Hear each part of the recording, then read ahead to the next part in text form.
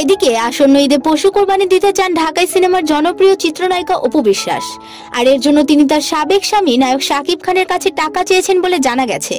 নাম প্রকাশে অনিচ্ছুক শাকিব খানের এক মেকআপ ম্যান এই বিষয়টি নিশ্চিত করেছেন। এছাড়া শাকিবের কাছে টাকা চাওয়ার বিষয়ে জানতে অপু বিশ্বাসকে ফোন করা হলে তিনি ফোনও রিসিভ করেননি। তবে কোরবানির জন্য শাকিবের কাছে অপুর টাকা চাওয়ার বিষয়টি সম্পর্কে জানতে চাইলে সম্প্রতি শাকিব খান একটি সংবাদ মাধ্যমকে বলেন, ব্যক্তিগত বিষয় নিয়ে কথা না বলাই ভালো। এছাড়া আসন্ন ঈদে দুই ছেলেকে নিয়ে কোরবানির ঈদ উপভোগ করতে চাই। এদিকে ঈদে অপুর কোরবানি দেওয়ার সিদ্ধান্তে মিডিয়া পাড়ায় চলছে নানা আলোচনা সমালোচনা। এদিকে আর মাত্র কয়েকদিন পরই ঈদুল আজহা, তাই তো সবাই ব্যস্ত হয়ে উঠেছে পশু বেচা কেনায়।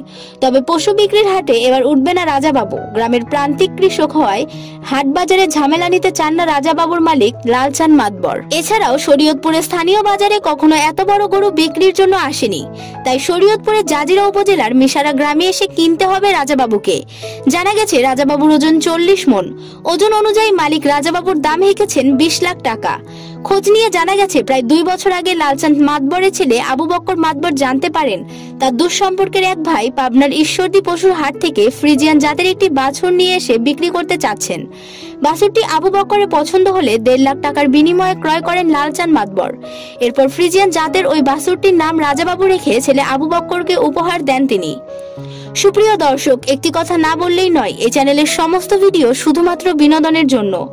চ্যানেলটির অনেক ভিডিওতে রূপকর্থে অনেক সময় জনপ্রিয় নায়ক নায়িকা শিল্পী ও কলাকুশলীদের নাম ও ছবি ব্যবহার করা হয়েছে, যা শুধুমাত্র বিনোদনের জন্য। তাই দয়া করে ভিডিওটি বিনোদন হিসেবে গ্রহণ করবেন। ধন্যবাদ।